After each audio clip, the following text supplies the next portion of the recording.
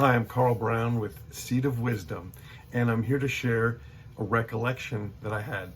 This is a way that I do a gospel meditation, and I'm going to share a link at the end of this video telling you how to do that.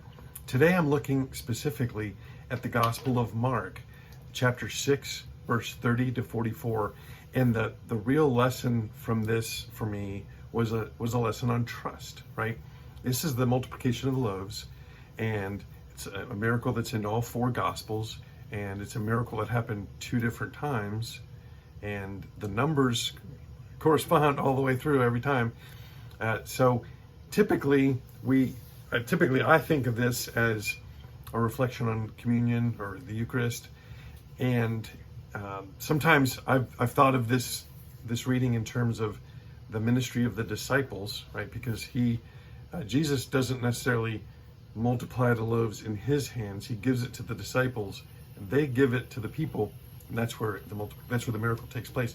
But when I did a recollection, which again is trying to recall the gospel reading from memory and then looking at what might be missing, three things jumped out to me.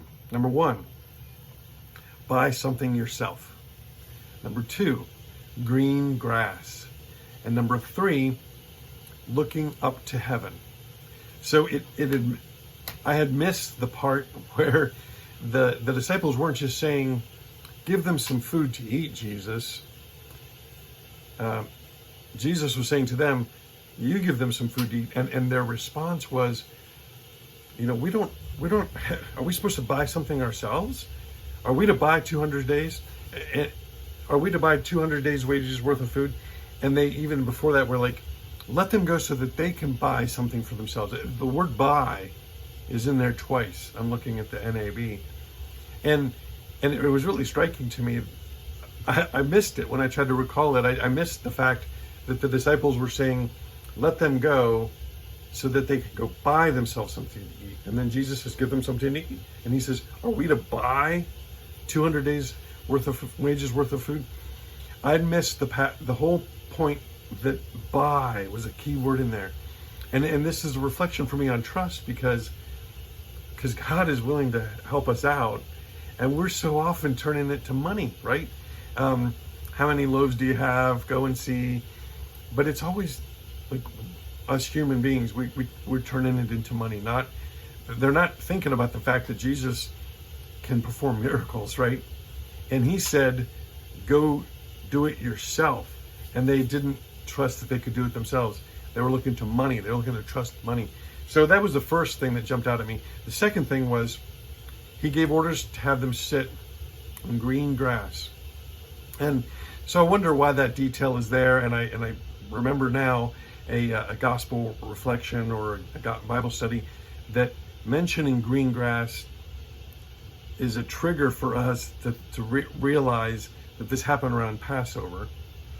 But that's not what hit me there. What hit me was thinking about Psalm 23, and he gives me, he lets me lie down in green pastures. And the green grass, especially green, the color of money in our country, just thinking about the providence of God. He's going to feed them, and he, by the way, he made the grass that they can recline on, right? So it's a great imagery for the providence of God.